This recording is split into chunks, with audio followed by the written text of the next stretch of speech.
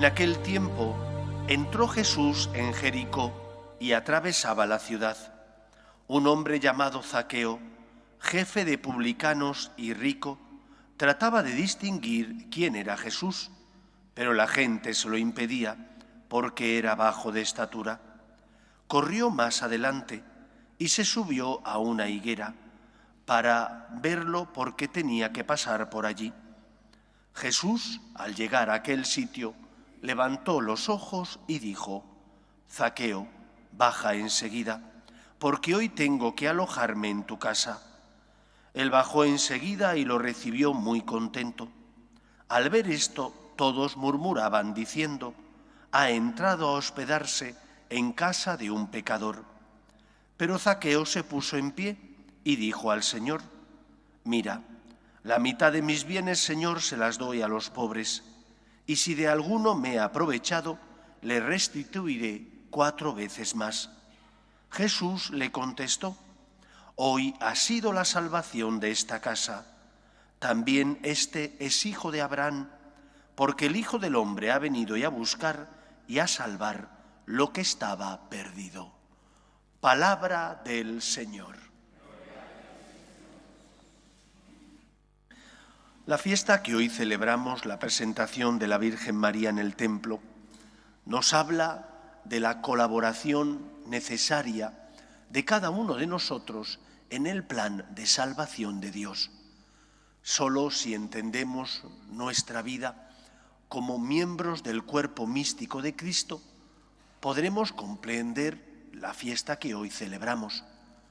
María no es la salvadora, es instrumento, el mejor, pero instrumento en el plan de salvación de Dios. Es cauce por el que nos llega la salvación a los hombres. María es aquella que engendra en su seno, porque confía en el anuncio de Gabriel, que engendra en su seno al Salvador. Ella es el nuevo templo que nos da la salvación, que es Cristo. Pero cada uno de nosotros, como miembros del cuerpo místico de Cristo, tiene también el deber de colaborar con Dios en esa obra de la salvación. Como el cuerpo tiene muchos miembros, de esa misma manera, cada uno de nosotros, como miembro del cuerpo de Cristo, tiene el deber de ser instrumento de Dios, cada uno en función de su vocación concreta y particular, porque no es lo mismo ser cabeza, como es el caso del Papa y de los obispos, que ser corazón o ser pies, cada uno teniendo su misión distinta a la del otro miembro, tiene una finalidad esencial para el buen funcionamiento de la Iglesia como instrumento de salvación de Dios. Por ello conviene, en primer lugar, saber que todos estamos llamados a la santidad, que la santidad no es una llamada únicamente, como antaño se creía, para curas y monjas, sino que es una llamada para todo bautizado. Sed santos, dice el Señor, como vuestro Padre Celestial es santo. Y por lo tanto la santidad implica, ante todo, una llamada a la que no podemos llegar si no es abriendo nuestro corazón a la gracia de Dios. María es la Inmaculada, la Purísima. Dentro de unos días celebraremos con gozo la fiesta de la Virgen en España, en todo el mundo, pero especialmente en España, puesto que es nuestra patrona. Ella fue preservada en previsión de los méritos de Cristo del poder del mal. María es protegida por Dios Padre. Y de igual manera que María es protegida, también nosotros podemos ser protegidos por Dios cuando nos fiamos de Él, cuando nos ponemos en sus manos, cuando dejamos que la gracia y el amor de Dios limpie y cure nuestras heridas. La santidad no es algo que tú alcanzas solo con tu esfuerzo. Tú tienes que esforzarte y el primer paso es confiar en la gracia, como María. ¿Qué es lo que María dice al ángel Gabriel? Aquí está la esclava del Señor, me fío de ti.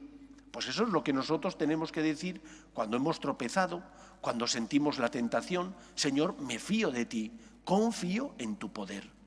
Por lo tanto, el primer paso para la santidad es abandonarnos en Dios, poner nuestra esperanza en el Señor y no en nuestras fuerzas, porque somos débiles y pobres y caemos con frecuencia.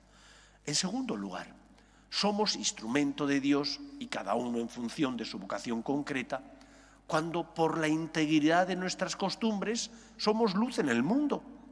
Si me comporto como uno que no tiene fe, como un pagano, ¿cómo van a ver en mi testimonio y ejemplo luz? ¿Cómo mi vida va a ser luz que ilumina sus conciencias? Si no cumplo con mis deberes profesionales, si soy una persona que es una veleta, hoy dice una cosa, mañana la contraria, en función de su propia conveniencia, si vivo pensando que el fin justifica los medios, nunca seré testimonio del amor de Dios. Por la integridad de nuestras costumbres, porque somos fieles al Señor, porque como nos recordaba la primera lectura, tenemos que ser testimonio de Dios y los demás se fijan en nosotros, y si por el qué dirán cambio de opinión, por el qué dirán hoy digo una cosa y mañana la contraria, ¿qué luz voy a dar a los demás? Seré luz e instrumento de Dios en función de mi fidelidad a Él, de mi amor a Él, que es aquel que vino para salvarnos.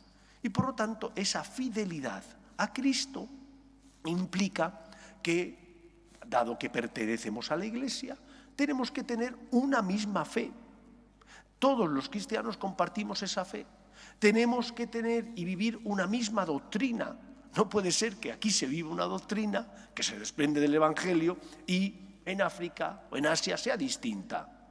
Unidad de fe, unidad de doctrina, unidad de sacramentos, que son los signos sensibles del amor de Dios, cómo los vivimos y cómo participamos en ellos. Seremos instrumento de Dios cuando somos fieles a lo que el Señor nos pide y a la Iglesia.